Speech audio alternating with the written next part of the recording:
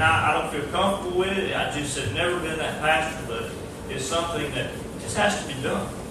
We have to understand what is expected of us, what is commanded of us. We can talk all day long about the glorious parts of Christianity.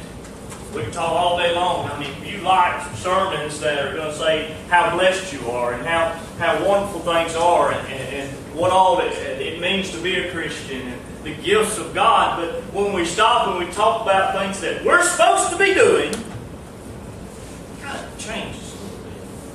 We stop and we find out areas maybe that we're not doing what we're supposed to be doing. We don't like to hear those things. But I'm the guy that has to answer to God for my church. I do. I have to. God's the one that put me here and said, this is the church I want you to lead, and I want you to preach my word in season and out of season. It's not easy. I got a statement that I can make this morning that's just going to get me right where I want to be.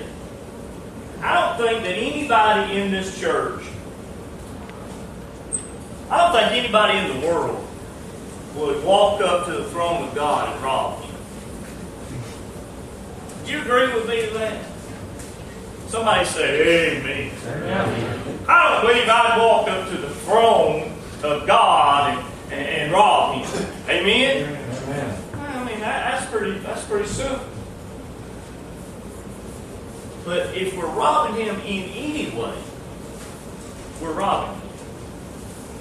Can you say amen? Amen?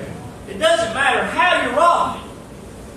When you get all down through it, at the end of the story, at the end of the confession, we're robbing him.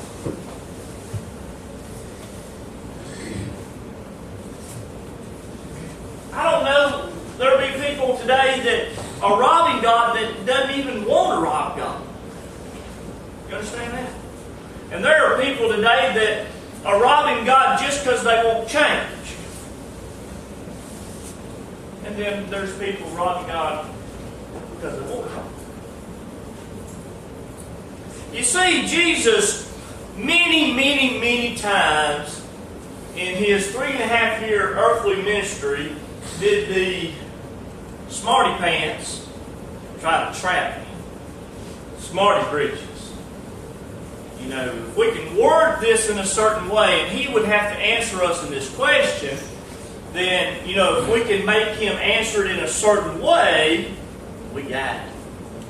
And this time, what it was is, if they said, well, you know, if God said, no, you don't have to pay your taxes. Oh, boy.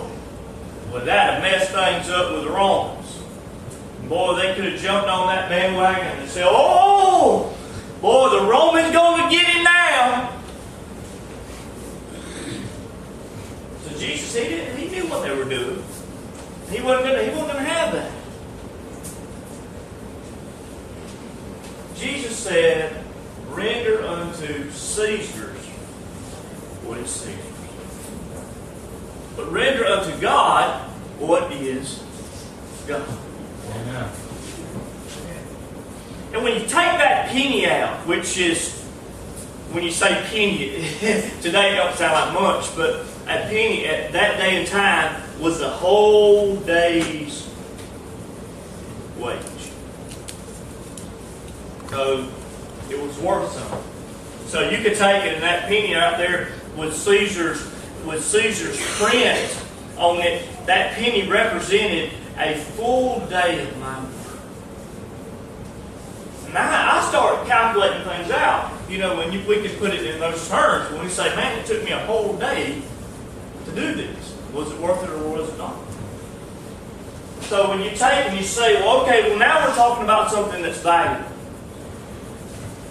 Now we're talking about something that, you know, I have given to get. And Jesus says, you know what, look at that thing, and it's got Caesar's face on it. Well, why would that interest God? Why would you know, when I I try to think about money in God's terms or God's sight, when we take about gold, which is so valuable to us and so important, and we weigh it and we ship it around and we polish it and you know, we just try to get a piece of it.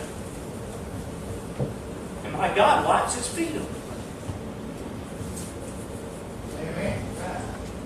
So that puts it in perspective. God don't care anything about Caesar's little penny. God wipes His feet on it. So the road was made of gold. But God said, render what is God's unto God's. When we take it, we think, well, what today is God's? What do I need to be rendering unto God? What has God given me that I'm supposed to give back? Thank you, Brother Mike. You can't get no clearer than that. When you break it down, and we'll break it all the way down today to one basic word. God has given everybody in here, including me, life. Our life was given unto us by God. I can't breathe without Him.